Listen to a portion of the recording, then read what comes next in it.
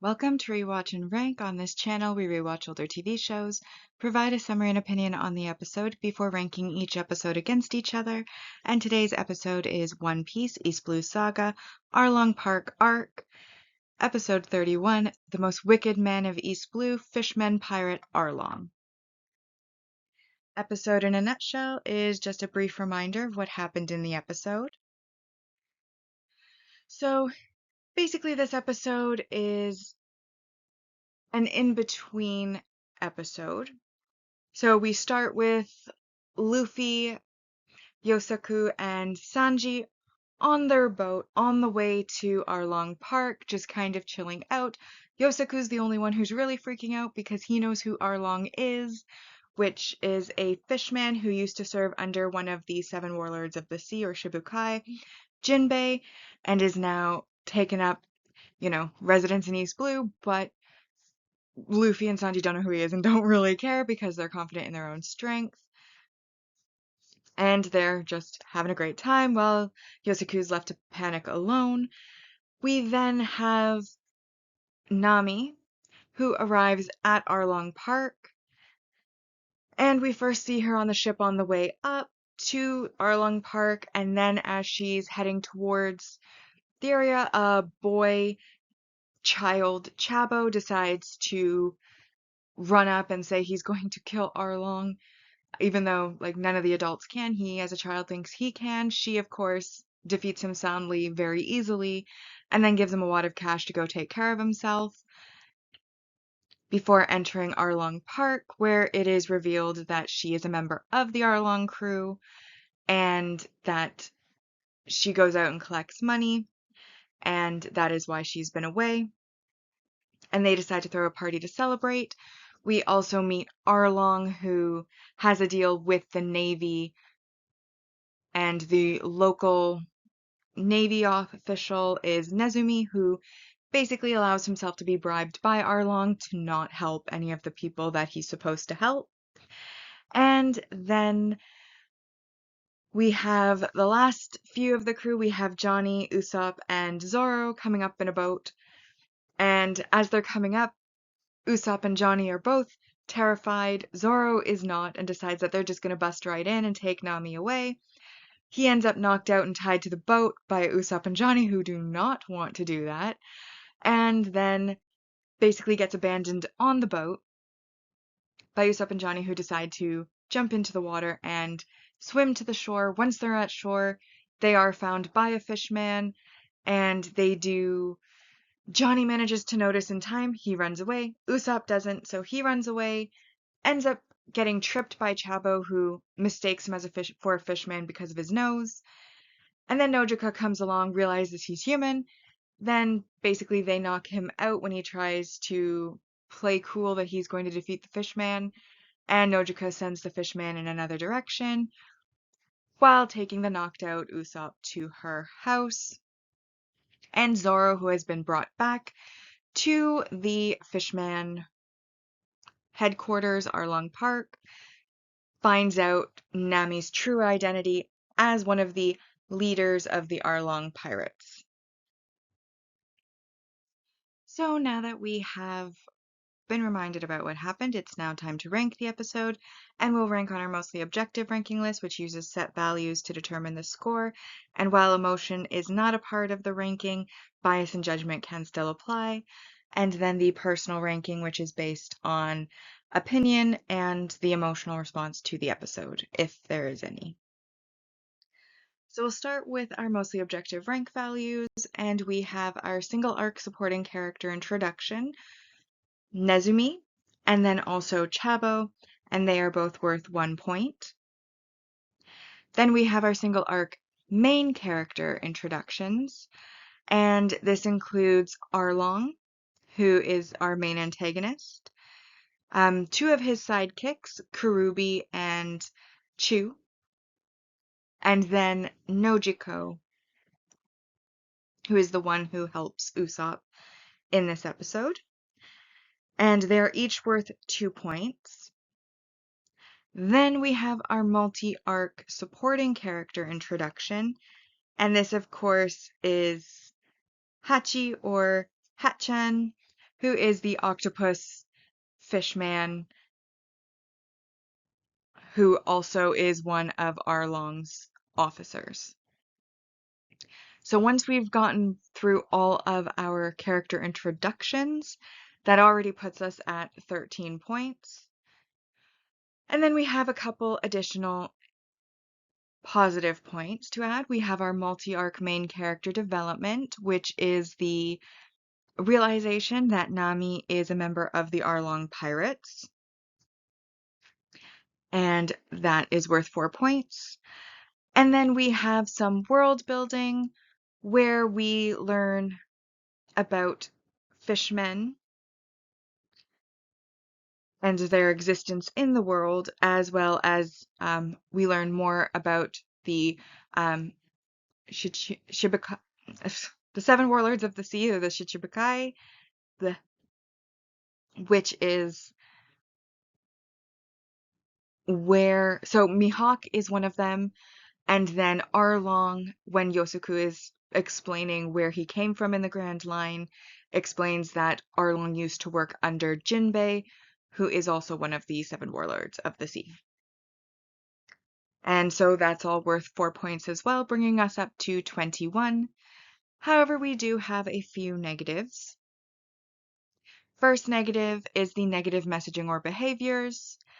And we have, of course, bribery, as the official from the Navy, Nezumi, has accepted bribes from Arlong instead of doing his job, which is to help the people and protect the regular citizens from pirates like Arlong.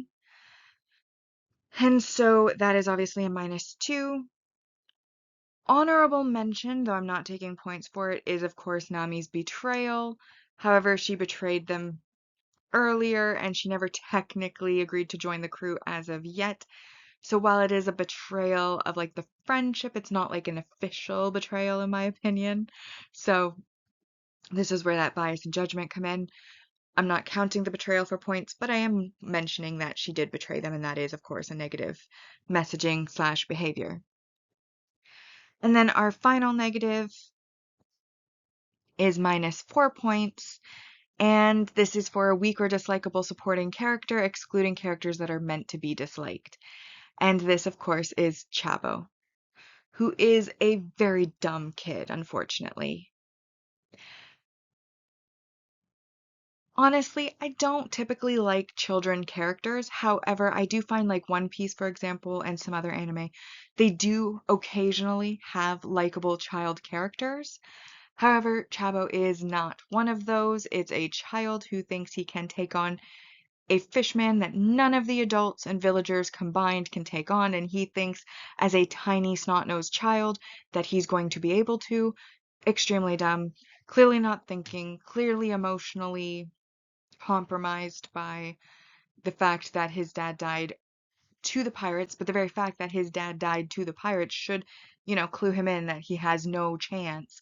And then, of course, he comes running up with like a play sword or whatever, and Nami basically pretty much instantly knocks him out and then goes inside. Like he's not even a match for Nami. How does he think he's going to take on an entire compound of pirates? He's basically suicidal at this point. Does not care for his own life.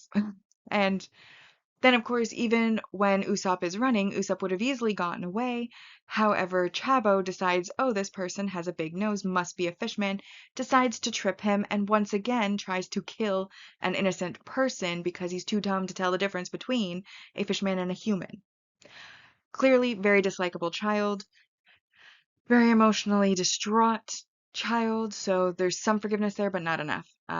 I don't like this character. And this is where, again, bias and judgment come into play. I don't like this character. And honestly, I don't think he's needed. I mean, I think Nojiko can explain things well enough. Nami would have gone into Arlong Park well enough without him. Like, he hasn't played a role that he needs to be there, and he's just annoying. So, minus the 4 points. But that still leaves us with 15 points, and that puts us over the maximum score of 10, making this mostly objective rank for the episode a 10.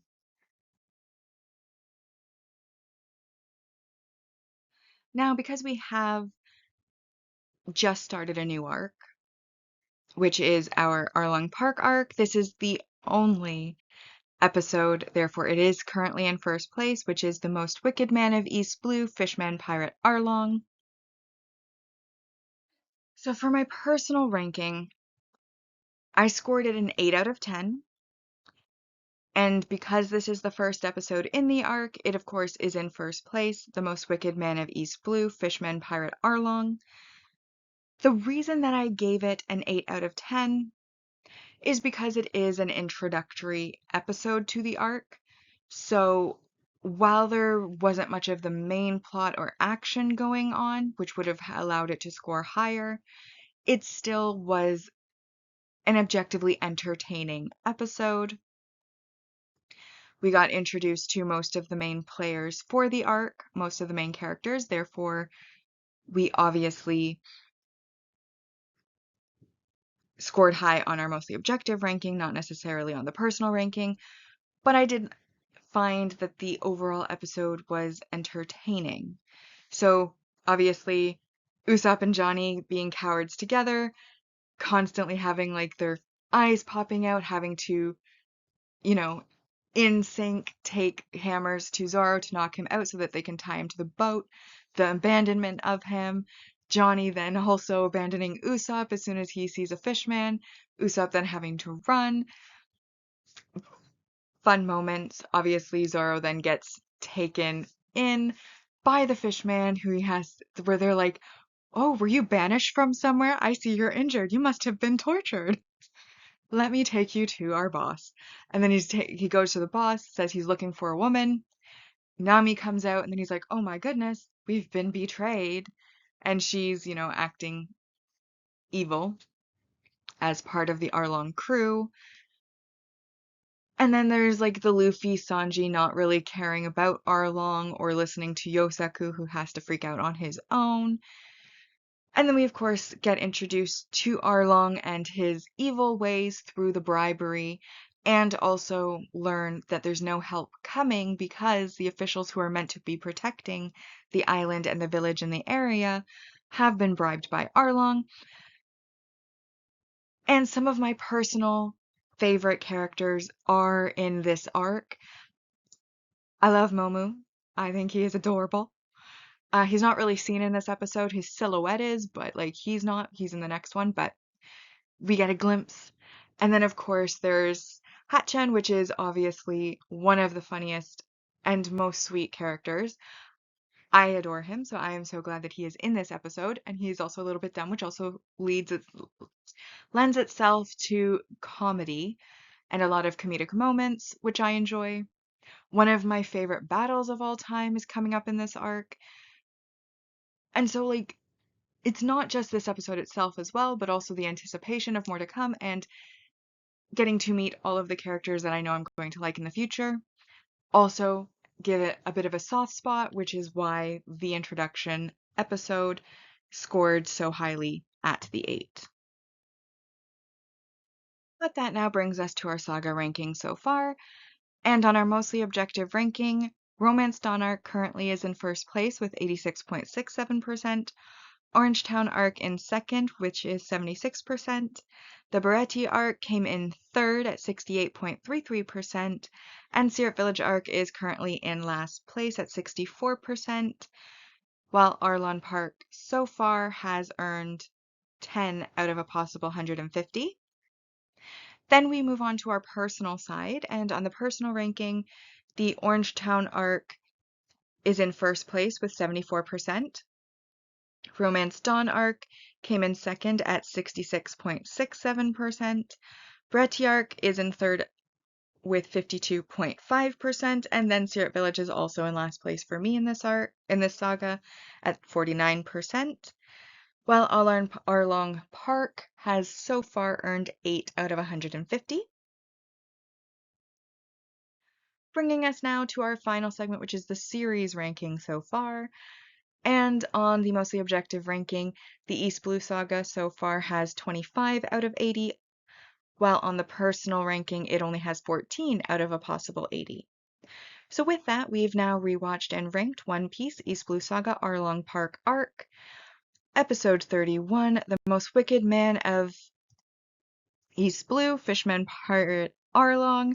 Like and subscribe if you'd like to, and I'll see you in the next episode.